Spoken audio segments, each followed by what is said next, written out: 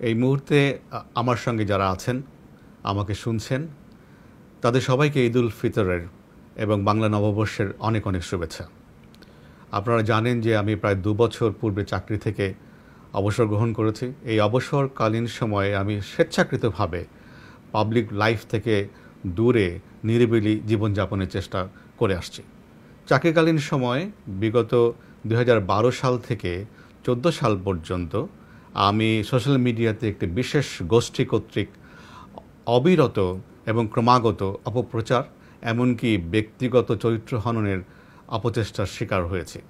সাম্প্রতি পত্রিকান্তরে আমার এবং আমার পরিবারের বিরুদ্ধে কিছু খুবই আপত্তিজনক ও মানহানিকর অসত্য এবং বিকৃত সংবাদ প্রকাশিত হয়েছে। সেই সংবাদের সূত্র ধরে অন্যান্য কতিপয় আউটলেট একই ধরনের সংবাদ পুনরাবৃত্তিক্রমে পরিবেশন করেছে। তবে উল্লেখযোগ্য বিষয় এই যে দেশের মেইন স্ট্রিম অর্থাৎ মূলধারার প্রিন্ট এবং ইলেকট্রনিক মিডিয়া এই অসত্য এবং মানহানিকর বিকৃত সংবাদ পরিবেশনে তেমন কোনো আগ্রহ দেখায়নি। মূলধারার সেই সব প্রিন্ট এবং ইলেকট্রনিক মিডিয়ার সাংবাদিক বন্ধুগণের প্রতি আমার এবং আমার পরিবারের অনেক অনেক কৃতজ্ঞতা। আমার অবসর গ্রহণের প্রায় 2 বছর পরে আকস্মিকভাবে আমার এবং আমার পরিবারের বিরুদ্ধে এই ধরনের একটি মানহানিকর, অসম্মানজনক, অসত্য সংবাদ কেন পরিবেশিত হলো, আমি সেই আলোচনায় সচেতনভাবেই যাব না। তবে এর কারণ রাজধানীর সকল সাংবাদিক এবং সচেতন মহলের মুখে মুখে। আপনারা জানেন যে বিগত 14 বছরে প্রথমত ঢাকা মহানগরীর পুলিশ কমিশনার হিসেবে এই মহানগরীর সকল সম্মানিত নাগরিকবৃন্দকে আমার সেবা করার সুযোগ হয়েছে। তৎপরবর্তীতে ডিজি র্যাব হিসাবে এবং আইজিপি হিসেবে সমগ্র দেশবাসীকে সেবা প্রদানের আমি দুর্লভ সুযোগ পেয়েছি। এই জন্য আমি মহান আল্লাহ তাআলার দরবারে শুকরিয়া আদায় করি এবং সেই সঙ্গে বাংলাদেশ সরকারের মাননীয় প্রধানমন্ত্রী এবং সমগ্র জনগণের কাছে আমার বিনয় অবনত চিত্তে কৃতজ্ঞতা প্রকাশ করছি। আমি বাংলাদেশ পুলিশ সার্ভিসের জ্যেষ্ঠ পদগুলোতে একটানা 14 বছর এবং সব মিলিয়ে প্রায় 35 বছর সরকারি চাকরি করেছি। 1996-97 সালে আমি কসোভোতে শান্তিরক্ষী হিসেবে দায়িত্ব পালন করেছি। 2001-2000 সালে আমি আবার পুনরায় শান্তিরক্ষী মিশনে কাজ করেছি। তাছাড়া সরকার থেকে ছুটি নিয়ে আমি জাতিসংঘ সদর দপ্তর নিউ ইয়র্কে, যুক্তরাষ্ট্রের নিউ ইয়র্ক শহরে আমি 2009 এবং 10 সালে চাকরি করেছি। যেহেতু আমি পাবলিক এক্সচেকার থেকে ব্যয়িত অর্থে স্কুল, কলেজ, বিশ্ববিদ্যালয়ে পড়াশোনা করেছি, প্রায় 35 বছর রাষ্ট্রের বেতনভোগ কর্মচারী হিসেবে কর্তব্য পালন করেছি, সেহেতু ব্যক্তিগত দায়বদ্ধতার অবস্থান থেকে প্রকাশিত সংবাদের প্রেক্ষিতে প্রকৃত সত্য এবং তথ্য তুলে ধরা আর একটি নৈতিক তাগিদ আমি ভিতর থেকে অনুভব করছি। তাছাড়া এদেশের মানুষ যারা আমাকে পছন্দ করেন, ভালোবাসেন, সমর্থন করেন, তারা সহ আমার পরিবার, আত্মীয় স্বজন, বন্ধুবান্ধব, নিকট ও পরিচিতজন যারা এই ধরনের অসত্য এবং বিকৃত সংবাদের প্রেক্ষিতে ব্যক্তিগতভাবে আহত হয়েছেন, ব্যথিত হয়েছেন, হতাশ হয়েছেন, সংক্ষুব্ধ হয়েছেন, তাদের প্রতি সম্মান ও শ্রদ্ধা রেখে প্রকৃত সত্য এবং তথ্য প্রকাশের মাধ্যমে তাদেরকে আশ্বস্ত এবং তাদের বিশ্বাসের জায়গাটি সুদৃঢ় করার জন্য আমি এবং আমার পরিবারের পক্ষ থেকে আমরা মনে করি প্রকৃত সত্য তুলে ধরা খুবই জরুরি। আমার এই বক্তব্যের লক্ষ্য কাউকে পাল্টা আক্রমণ করা নয়, কোনো বিদ্বেষ ছড়ানো নয়। ইংরেজিতে যেটা বলে মাড স্লিঙ্গিং, সেটাকে আমরা সচেতনভাবে অ্যাভয়েড করতে চাই এবং আমার কথার পরিপ্রেক্ষিতে কথা নয়, আমরা সেটাকে অ্যাভয়েড করতে চাই। শুধুমাত্র নৈতিক এবং ব্যক্তিগত দায়বদ্ধতার প্রেক্ষাপটে আমি আমার কথাগুলো বলবো। আমরা প্রকাশিত 2 কিস্তি সংবাদের পুঙ্খানুপুঙ্খ পর্যালোচনা করেছি। এতে মোটামুটি সব মিলিয়ে 45টি তথ্য, অভিযোগ এবং অপমানজনক বক্তব্য সন্নিবেশিত আছে। তার মধ্যে 24টি তথ্য বা অভিযোগ সম্পূর্ণ মিথ্যে এবং কল্পনাপ্রসূত। 2টি বিষয়কে 7 বার পুনরাবৃত্তি করা হয়েছে এবং 2টি বিষয় তথ্যকে ভুল প্রেক্ষাপটে বিকৃতভাবে পরিবেশন করা হয়েছে। বাকি 10টি অভিযোগ বা তথ্যকে ফুলিয়ে ফাঁপিয়ে শুধু তিলকে তাল নয়, তাল গাছের ঝাড় সমেত তাল বানিয়ে ভুলভাবে উপস্থাপন করা হয়েছে।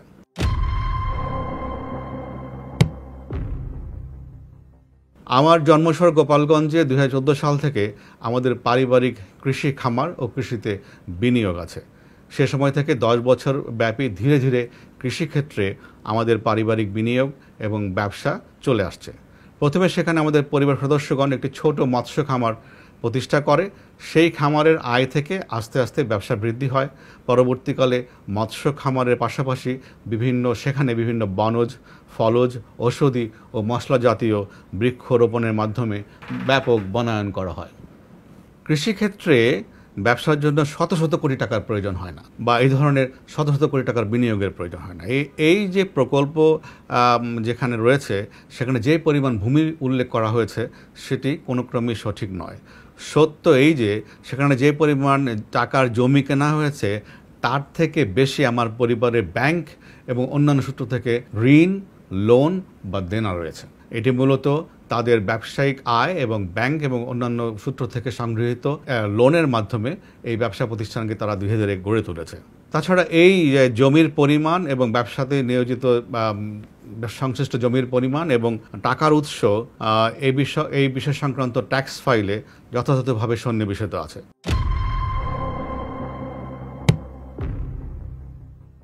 আমি সরকারি চাকরিজীবী হলেও আমার স্ত্রী এবং পরিবারের সদস্যদের এদেশের ব্যবসা বাণিজ্য করার সাংবিধানিক অধিকার রয়েছে।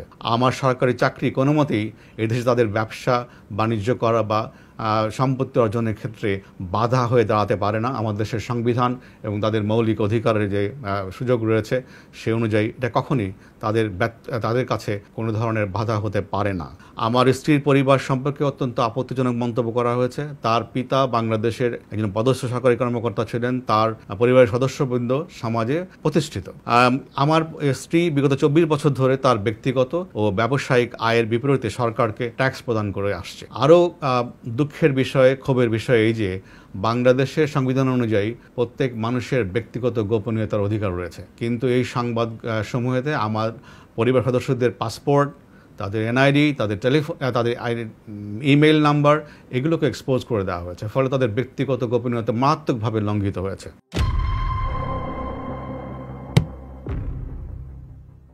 প্রতিবেদনে দুটিতে ঢাকা এবং ঢাকার বাইরে আমার এবং আমার পরিবারের যে সম্পত্তির কথা উল্লেখ আছে সেগুলো সম্পূর্ণ মিথ্যা। প্রতিবেদন মোতাবেক ঢাকার কাছেই বিঘার পর বিঘা আমাদের এবং আমার পরিবারের কোনো জমি জমা নেই। পূর্বাঞ্চলে 40 কাঠা জমির উপরে ডুপ্লেক্স বাড়ি নেই। পূর্বাঞ্চলের কথিত ডুপ্লেক্স বাড়ির পাশে একই জায়গায় 10 বিঘা জমি নাই।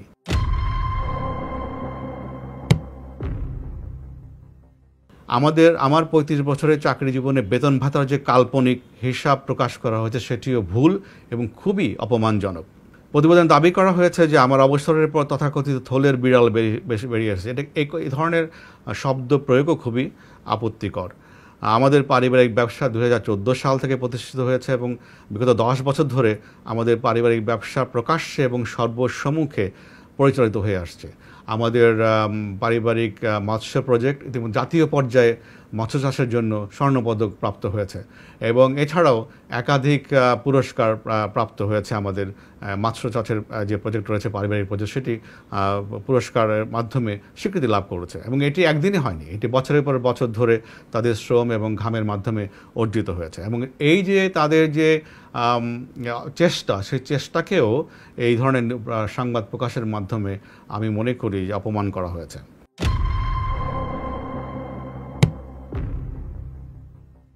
গোপালগঞ্জ প্রজেক্টে 2টি কোম্পানির কথা উল্লেখ করা হয়েছে, যেখানে 20 কোটি টাকা, আরেকটিতে 5 কোটি টাকার অনুমোদিত মূলধনের কথা এভাবে উল্লেখ করা হয়েছে যেন সাধারণ পাঠক মনে করেন যে এই 2টি কোম্পানিতে আমাদের পরিবার 25 কোটি টাকা বিনিয়োগ করেছে। আসলে অনুমোদিত মূলধন আর পেইড আপ মূলধন, পরিশোধিত মূলধন এক জিনিস নয়।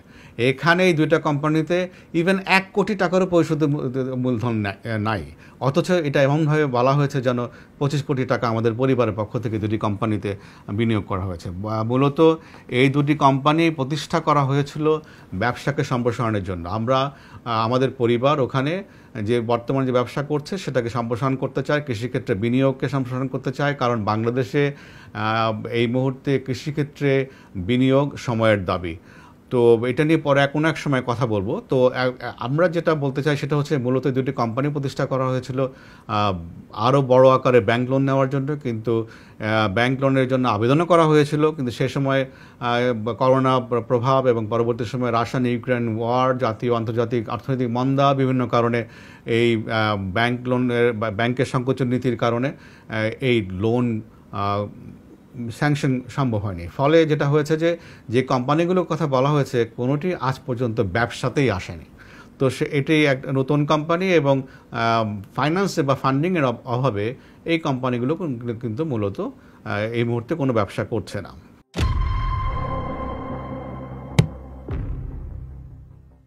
প্রকল্প এলাকার নাম বেনজিরের চক হিসেবে প্রতিবেদক দাবি করেছেন। এটিও আসলে প্রতিবেদক নিজস্ব একটি আবিষ্কার, কারণ এই ধরনের কোনো চক বা বেনজিরের চক নামে কোনো জায়গা প্রকল্প এলাকায় নাই। প্রকল্প এলাকায় মিটার ছাড়াই বিদ্যুৎ সংযোগ দেওয়া হয়েছে বা ব্যবহার করা হচ্ছে, এটিও মিথ্যা তথ্য। ওখানে রীতিমতো সরকারিভাবে অনুমোদন নিয়ে মিটার স্থাপন করে বিদ্যুৎ সংযোগ নেওয়া হয়েছে বৈধভাবে, এবং প্রতি মাসে নিয়মিত আমাদের পরিবার তাদের ব্যবসার জন্য যে বিদ্যুৎ খরচ হয় সেটির বিল পরিশোধ করে আসছে। এখানে চাপ ও ভয়ভীতি দেখিয়ে জমি ক্রয়ের কথা বলা হয়েছে, যেটিও আমি মনে করি এটা অসম্ভব কল্পনা। কারণ হচ্ছে এটি মাননীয় প্রধানমন্ত্রীর নিজ জেলা এবং প্রকল্প এলাকাটি মাননীয় প্রধানমন্ত্রীর সংসদীয় আসন সন্নিহিত, এবং ফলে এই ধরনের একটা জায়গায় গায়ের জোরে বা ক্ষমতা দেখিয়ে বা অন্য কোনো ভাবে শক্তি প্রয়োগ করে জমি কেনার চিন্তা একটা অসম্ভব কল্পনা।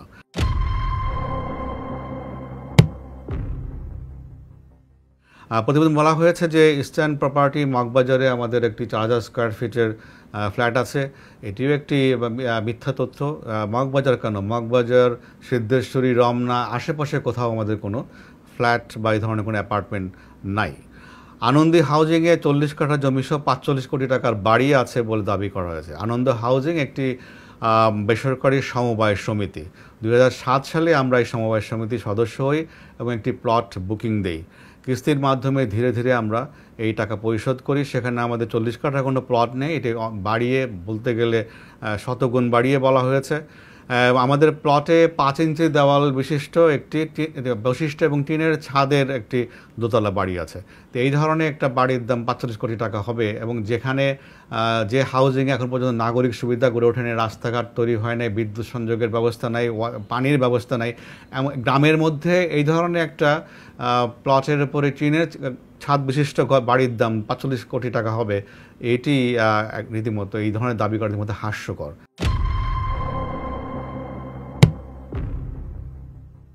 আইজি হিসেবে নাকি আমি পূর্বাঞ্চলে ফারুক মার্কেটের পাশে 10 কাঠার একটি জায়গা কিনেছি, যেটার বাজার মূল্য 22 কোটি টাকা। ইনিয়ে বিনিয়ে বলার চেষ্টা করা হয়েছে যে 22 কোটি টাকা দিয়ে আমি আইজি থাকাকালীন সময় ইনডিরেক্টলি বলার চেষ্টা করা হয়েছে প্লটটি কিনেছি। আমি আইজি কেন, ডিজি হিসাবে, কমিশনার হিসেবে কোনো মেয়াদেই আমি পূর্বাঞ্চলে কোনো প্লট কিনি নাই। 2001 সালে রাজু যখন সরকারিভাবে আবেদন আহ্বান করে, তখন আমি আবেদন করে সরকারি কোঠায় একটি 10 কাঠার প্লট বরাদ্দপ্রাপ্ত হয়েছিলাম, আজ থেকে প্রায় 23 বছর আগে, এবং সেটিও আমরা আমাদের পারিবারিক এবং নিজস্ব অর্থের প্রয়োজনের কারণে বিক্রি করে দিয়েছি। এই মুহূর্তে পূর্বাঞ্চলে আমাদের কোনো ধরনের কোনো জমি প্লট কিছুই নেই।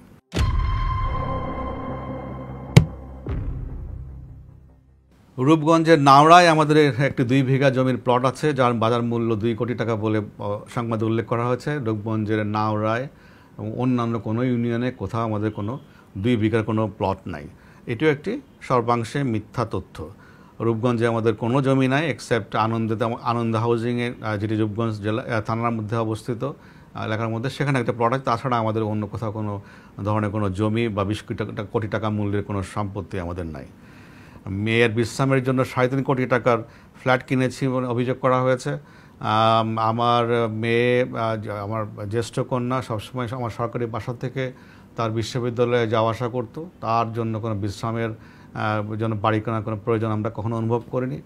বসুন্ধরাতে আমরা একটা আনফিনিশড ফ্ল্যাট আমরা কিনেছিলাম, পরবর্তী সময় বিভিন্ন কারণে আমাদের কাছে মনে হয়েছে যে এটা বসবাস উপযোগী নয়, এটাও আমরা বহু আগে সেটাকে বিক্রি করে দিয়েছি। সেই ফ্ল্যাটে নাকি একটা 50 লক্ষ টাকা দামের দরজা আছে, রেফারেন্স হচ্ছে, বরাত হচ্ছে বাড়ির দারোয়ান। তো বাড়ির দারোয়ান কিভাবে দরজার দাম জানলো, সেটাই হলো আমাদের একটা বিরাট প্রশ্ন। একটা দরজা সাধারণত 21 স্কোয়ার ফিট থেকে সর্বোচ্চ 32 স্কোয়ার ফিট কাঠ থাকতে পারে। যদি একটা সেই দরজার দাম 50 লক্ষ টাকা হয়, তাহলে একটা প্রতি স্কোয়ার ফিট কাঠের দাম পড়ে 2.25 লক্ষ টাকা। এটা এত মূল্যমানের পৃথিবীতে কোন কাঠ আছে আমাদের জানা নেই। এটাও একটি আমি মনে করি হাস্যকর, আমি মনে করি যে মিথ্যা, নির্জলা মিথ্যা সংবাদ, শুধুমাত্র চরিত্র হননের জন্য যেগুলো করা হয়েছে।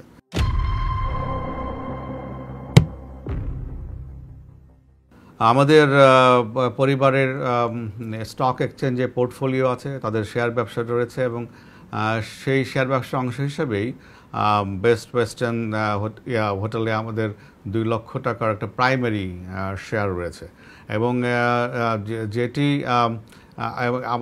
মোট সেখানে শেয়ারের সংখ্যা হচ্ছে 35 কোটি 50 লাখ। তো 35 কোটি 50 লাখ শেয়ারের মধ্যে থেকে আমাদের কাছে 2 লক্ষ শেয়ার আছে, তাও প্রাথমিক শেয়ার অভিহিত মূল্যে, এবং সেটাকেও এমনভাবে উপস্থাপন করা হয়েছে যে এখানে বিশাল একটা ইনভেস্টমেন্টের বিষয়, যা আসলে সঠিক নয়। তাছাড়া দাবি করা হয়েছে যে পদ্মা ব্যাংকের শেয়ার কিনেছি আমরা, কানাডিয়ান বিশ্ববিদ্যালয়ের মালিকানা আমরা কিনেছি। পদ্মা ব্যাংকে আমাদের কোনো শেয়ার নাই, কানাডিয়ান বিশ্ববিদ্যালয়েও আমাদের কোনো শেয়ার নাই, কানাডিয়ান বিশ্ববিদ্যালয় এবং পদ্মা ব্যাংকের কোনো মালিকানা নাই, কোনো বিনিয়োগ কিছু নাই আমাদের। পদ্মা ব্যাংক একটি আর্থিক প্রতিষ্ঠান, সেখানে আমাদের ন্যূনতম একটা ব্যাংক অ্যাকাউন্টও নাই। তো এটাও একটা একেবারে নির্জলা মিথ্যা কথা, এবং এটির কোনো ভিত্তিহীন সংবাদ এখানে পরিবেশিত হয়েছে।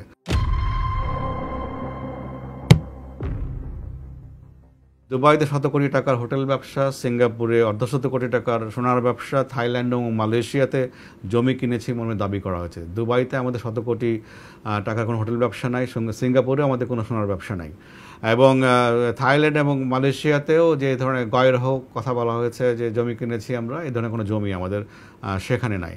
দুবাইয়ের কেন্দ্রস্থলে কনকর্ড হোটেলে মোটা অঙ্কের শেয়ার রয়েছে মর্মে দাবি করা হয়েছে। আমরা দুবাইতে ওই হোটেলে খোঁজ খবর করেছি।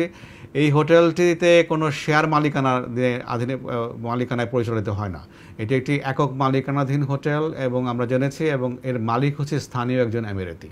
তো এটাও একটি মিথ্যা তথ্য, এখানে আমাদের কোনো এই হোটেলের মালিকানায় আমাদের কোনো শেয়ার নেই। সিঙ্গাপুরের তথাকথিত নিজে জুয়েলার্সে আমাদের মালিকানা আছে, যেটি দাবি করা হয়েছে যে মোস্তফা সেন্টারের আশেপাশে কোথাও। এখানে এই ধরনের কোনো জুয়েলার্স আমাদের বা আমাদের পরিবারের সদস্য পরিচালনা করে না, আমাদের মালিকও নয়, আমাদের কোনো বিনিয়োগও নাই। এটাও একটি সর্বাংশে মিথ্যা তথ্য, এই সংবাদে অসৎ উদ্দেশ্যে পরিবেশিত হয়েছে।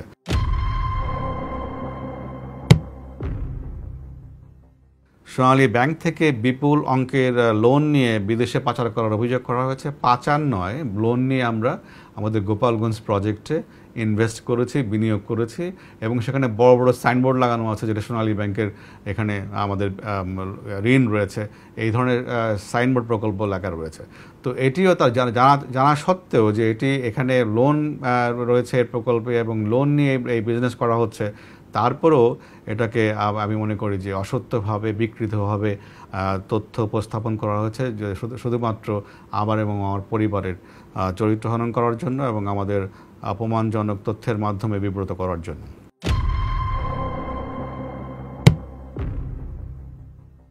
সেন্ট মার্টিন এলাকায় বাগান দখল করা হয়েছে, নারকেল বাগান দখল করা হয়েছে উল্লেখ করা হয়েছে। সেন্ট মার্টিনে আদৌ কোনো নারকেল বাগান আছে কিনা সেটা আমাদের জানা নেই। আমরা বিক্ষিপ্তভাবে নারকেল গাছ আছে, আমরা যখন যারা সেন্ট মার্টিন দ্বীপে বেড়াতে গিয়েছেন তারা দেখেছেন সমুদ্র পাড় দিয়ে বিক্ষিপ্তভাবে নারকেল গাছ আছে, কিন্তু নারকেল গাছের একটা ঘন বাগান আছে, এটা বোধহয় আমি কখনো দেখি নাই, কয়েকবার গিয়েছি আমি, কিন্তু যারা সাম্প্রতিককালে গিয়েছেন তারাও নিশ্চয়ই আমার সঙ্গে একমত হবেন যে একেবারে নারকেলের বাগান নামে কোনো বাগান ওখানে আছে নিশ্চয়ই দেখেননি কেউ। আর এই ধরনের বাগান দখল নেওয়ার প্রশ্নই ওঠে না। আমি একজন দায়িত্ববান সরকারি কর্মকর্তা হিসেবে আমার পরিবার বা আমি কারো জমি দখল বেদখলের সঙ্গে কোনো ক্রমেই নৈতিকভাবে বা অন্য কোনোভাবে জড়িত হওয়ার প্রশ্নই ওঠে না। সেখানে বিভিন্ন দাগ নাম্বার উল্লেখ করে বিভিন্ন সম্পত্তির পরিমাণ উল্লেখ করা হয়, এগুলো যোগ করে দেখবেন যোগ করলে হয় 164.39%। কিন্তু দাবি করা হয়েছে যে আবার আরেক পাড়ায় যেখানে আমাদের 418% জমি রয়েছে। তো যোগ মানে কি এখানে ম্যাথামেটিক্সেরও সমস্যা আছে। তো এখানে আমাদের এই ধরনের কোনো জমি না, আমাদের একটা প্লট আছে বহুদিন আগে, প্রায় আজ থেকে প্রায় 17 বছর আগে একটা আমাদের একটা প্লট কেনা আছে ওখানে। আর আপনারা জানেন যে কিছু বছর আগে হাইকোর্ট থেকে নিষেধাজ্ঞা দেওয়ার কারণে ওখানে সব ধরনের কনস্ট্রাকশন বন্ধ রয়েছে। এর ফলে এই জমিগুলো এখন আর কেউ কিনেও না, এগুলো বলতে গেলে পরিত্যক্ত এবং পতিত জমি হিসাবে পড়ে আছে। এবং আমাদের যে স্মল প্লটটা রয়েছে সেটার মধ্যে বালু আছে এবং পাথর রয়েছে, এবং এখানে কোনো গাছপালাও তেমন একটা কিছু নাই। তো এটা একটা, যেহেতু হাইকোর্টের নির্দেশের প্রেক্ষিতে ওখানে সব ধরনের কনস্ট্রাকশন বন্ধ, সে কারণে বছরের বছর এই জমিগুলোর কোনো অ্যাপ্রিসিয়েশন হয় নাই, রাদার ডেপ্রিসিয়েশন হয়েছে। এগুলো বিক্রি করার চেষ্টা করলে বিক্রি করা যায় না। আর যে পরিমাণ সম্পত্তির কথা বলা হয়েছে সেটা সঠিক নয়, এবং এই যে আমরা যেটা কিনেছি সেটা আমাদের ট্যাক্স ফাইলে উল্লেখ করা আছে এবং এটার সোর্সও ট্যাক্স ফাইলে বর্ণনা করা আছে। শেষ কথা এই যে আমার পরিবারের যে সম্পত্তি রয়েছে তার প্রত্যেকটির বিপরীতে অর্থের উৎস সহকারে সংশ্লিষ্ট ট্যাক্স ফাইলে যথাযথভাবে সেগুলো বর্ণিত আছে, সন্নিবেশিত আছে। আমার পরিবার তাদের ব্যবসার জন্য এবং আমি নিয়মিতভাবে কর পরিশোধ করি, এবং আপনারা জেনে খুশি হবেন যে আমি ইতিমধ্যে বাংলাদেশ সরকারের পক্ষ থেকে সেরা করদাতার সম্মানও লাভ করেছি। চাকরি জীবনে আমি ব্যক্তিগতভাবে সবসময় ঘুষ এবং দুর্নীতির বিরুদ্ধে লড়াই করেছি। পুলিশ কমিশনার এবং র্যাবের মহাপরিচালক হিসেবে জনগণের সেবার মান বৃদ্ধি করার জন্য কাঠামোগত, প্রশাসনিক এবং অপারেশনাল সংস্কার বা রিফর্ম করার উদ্যোগ গ্রহণ করেছে, এবং এই শহরের নাগরিকগণ তারা স্বীকার করেন যে এর ফলে যে সেবার ক্ষেত্রে যে প্রভূত উন্নতি ঘটেছিল তাদের কাছে সেটি স্পষ্ট। আইজিপি হিসাবে আমি অত্যন্ত স্বল্পমেয়াদে দায়িত্ব কর্তব্য পালন করি, সে সময় আমি দুর্নীতি এবং এই ধরনের অস্বচ্ছতার বিরুদ্ধে লড়াই করেছি। এখানে 100 বছরের রিক্রুটমেন্টের ক্ষেত্রে যে বদনাম ছিল পুলিশের, আমি কনস্টেবল সরকারের সহায়তা নিয়ে কনস্টেবল, সাব ইন্সপেক্টর এবং সার্জেন্ট নিয়োগের যে নীতিমালা, সেই নিয়োগ নীতিমালাকে আগাগোড়া খোল নলচে পাল্টে ফেলেছি, এবং এটাই সাউথ এশিয়ার এখন স্ট্যান্ডার্ড একটা মডেল, এবং যে মডেলের প্রেক্ষিতে গ্রহণ করার প্রেক্ষিতে এখন এই গত কয়েক বছর ধরে আপনারাই মিডিয়াতে যে দেখছেন যে 120 টাকায় মেধাবীরা এবং যোগ্যরা চাকরি পাচ্ছে। তো এবং একই সঙ্গে এখানে আভ্যন্তরীণ পদোন্নতির ক্ষেত্রেও অনেক দুর্নীতির অভিযোগ ছিল। আমি আভ্যন্তরীণ পদোন্নতির ক্ষেত্রে যে নীতিমালা ছিল সেটাকেও আমি সংস্কার করেছি, এবং তার ফলে এখন আমাদের কনিষ্ঠ সহকর্মী যারা আছেন পুলিশ বাহিনীতে, তারা কিন্তু এখন সম্পূর্ণ দুর্নীতিমুক্ত পরিবেশে মেধার ভিত্তিতে, স্বচ্ছতার ভিত্তিতে তারা পদোন্নতি পরীক্ষা অংশগ্রহণ করে পদোন্নতি লাভ করছেন, এবং এই পরিবর্তনের সুফল তারা ভোগ করছেন। আইজিপি হিসাবে এই ধরনের কার্যক্রম গ্রহণ করার প্রেক্ষিতে সরকার আমাকে শুদ্ধাচার পুরস্কারে ভূষিত করেছে। সম্পূর্ণ ক্যারিয়ারে আমি পুলিশের আভ্যন্তরীণ দুর্নীতির বিরুদ্ধে লড়াই করেছি, এবং আমার কার্যক্রম এবং আমার বক্তব্য বিভিন্ন সময় মিডিয়াতে প্রকাশিত হয়েছে, এবং আমার সহকর্মীরা তার সাক্ষী। আমার অবসরের পরে আমাকে দুর্নীতিবাজ প্রমাণের অপচেষ্টা অত্যন্ত হতাশাব্যঞ্জক এবং দুঃখজনক। এই ধরনের অপপ্রয়াস কিন্তু ভবিষ্যতে যারা সৎ পথে স্বচ্ছতার সঙ্গে চাকরি করতে চান এবং জনগণের জন্য কাজ করতে চান তাদেরকে নিরুৎসাহিত করবে। কোনো ব্যক্তিগত স্বার্থে বা কোনো ব্যক্তিগত কারণে ক্রধান্বিত হয়ে এই ধরনের তথ্য পরিবেশন করলে, আক্রমণ করলে কিন্তু জাতি হিসাবে আমরা ক্ষতিগ্রস্ত হব। আমাদেরকে সবসময় ক্ষুদ্র স্বার্থের উপরে বৃহত্তর স্বার্থকে প্রাধান্য দেওয়া উচিত। বিশেষ করে যারা সমাজের নেতৃত্বস্থানীয় আছেন তাদেরকে বিশেষ করে এই জিনিসটা উপলব্ধি করা দরকার বলে আমি মনে করি। অনেকেই করেন, ডেফিনেটলি, তাহলে তো দেশ এতদূর এগোতে পারতো না। এবং তাদের এই উপলব্ধির কারণেই কিন্তু আমরা আজকে অনেক অগ্রগামী হয়েছি জাতি হিসেবে, অ্যাজ এ নেশন। যে আমাদের পরিবারের এবং আমার যে সমস্ত সম্পত্তির, সহায় সম্পত্তির মিথ্যা বর্ণনা দেওয়া হয়েছে, এবং যেগুলো আমি আজকে স্পষ্ট করেছি যে এই ধরনের কোনো সম্পত্তি বা তাদের বর্ণনা মতে, পত্রিকায় প্রকাশের সংবাদের বর্ণনা মতে এই ধরনের কোনো সম্পত্তি যেগুলো বলেছি আমাদের নাই, যদি কেউ প্রমাণ করতে পারেন তাহলে আমার এবং আমার পরিবার হাসি মুখে সেই ব্যক্তিকে বা সেই গ্রুপকে আমরা সেই সম্পত্তি বিনা পয়সা লিখে দেব। আমি মনে করি যে আমার এই বক্তব্য থেকে সকল ধোঁয়াশা এবং কুয়াশা দূরীভূত হবে এবং আমাদের স্পষ্ট অবস্থান আমি মনে করি এর মাধ্যমে আমরা প্রকাশ করতে পেরেছি। আমি সবসময় আমার চাকরি জীবনে এদেশের সাধারণ মানুষ যারা আমাকে সমর্থন করেছেন, সহযোগিতা করেছেন, তাদের প্রতি কৃতজ্ঞতা প্রকাশ করছি। আজকেও এই দীর্ঘক্ষণ ধরে আমার কথা শোনার জন্য আপনাদের কাছে আমি কৃতজ্ঞ। আশা করি এর মধ্যে আমার এই বক্তব্যের মাধ্যমে, তথ্যগুলোর মাধ্যমে সকল ধরনের অস্পষ্ট দূরীভূত হবে এবং যারা সংক্ষুব্ধ হয়েছেন তারা বিষয়টা উপলব্ধি করতে পারবেন। আপনাদের সবাইকে অনেক অনেক ধন্যবাদ এবং কৃতজ্ঞতা আমাকে অনেকক্ষণ ধরে শোনার জন্য। আসসালামু আলাইকুম।